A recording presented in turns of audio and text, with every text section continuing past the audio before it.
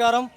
96వ రోజుకి స్వాగతం సుస్వాగతం. మా ప్రకృతి వ్యవసాయంలో అందరూ వినాయక చవితి ప్రతి సంవత్సరం చేసుకుంటారు. మన మామూలుగానే మేము స్పెషల్గా చేసుకునేది ఏంటంటే ఆ రోజు బుక్ విడుదల చేయడం జరుగుతూ ఉంది.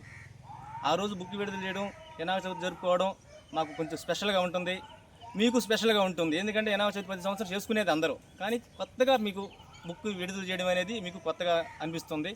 Okay, thank you. అంతే కదా బాబాయ్, మన 2021లో ప్రారంభించాం కదా మనం. ఎవరైతే 22, 23, 24, 25 4 సంవత్సరాల నుంచి మన దగ్గర రైస్ కొంటూ మనకు జీవనోపాధి కల్పిస్తున్నటువంటి రైస్ వినియోగదారులు ఎవరైతే ఉన్నారో వాళ్ళకి ఆ బుక్ ఉచితంగా పంపించడం జరుగుతుంది. ఇది కంపల్సరిగా మనం చేస్తున్నాము. నమస్కారం. మన వరి సాగు ప్రయాణం కళ్ళలోనే 96 రోజుకి రావడం జరిగింది. అతి తొందరలో ఒక 4 రోజుల్లో 100 రోజులు చేరుకుంటున్నాము. ఈ రోజుల్లో పెద్ద పెద్ద సినిమాలు కోట్లు ఖర్చు పెట్టి 100 కోట్లు ఖర్చు పెట్టి కూడా 100 రోజులు ఆడలేని రోజులు.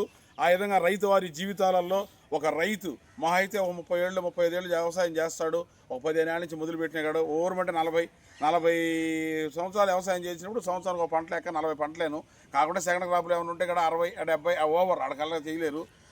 రేపు 100 రోజుగా చీఫ్ గెస్ట్గా ఒక లెజెండరీ ఫార్మర్ని తీసుకురావడం జరుగుతుంది. ఆయన వయసు 85 ఏళ్ళు. ఆయన జీవితంలో 100 పంటలు వరి పంటలు పండడం చూశాడు ఆయన. ఇప్పుడు కూడా ఆయన రిటైర్డ్ కాలేదు. ఆయన ఇప్పుడు కూడా పర్యవేక్షణ ఉన్నాడు.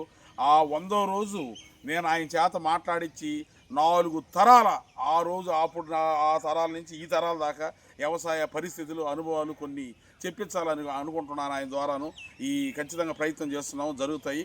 Okay, thank you.